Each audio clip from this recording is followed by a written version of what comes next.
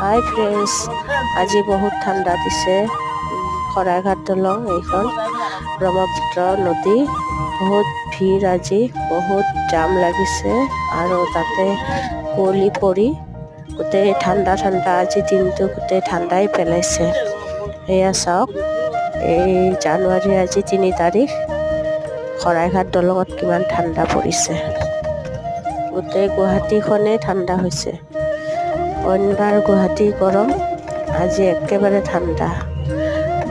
চাই লওক গাইছ।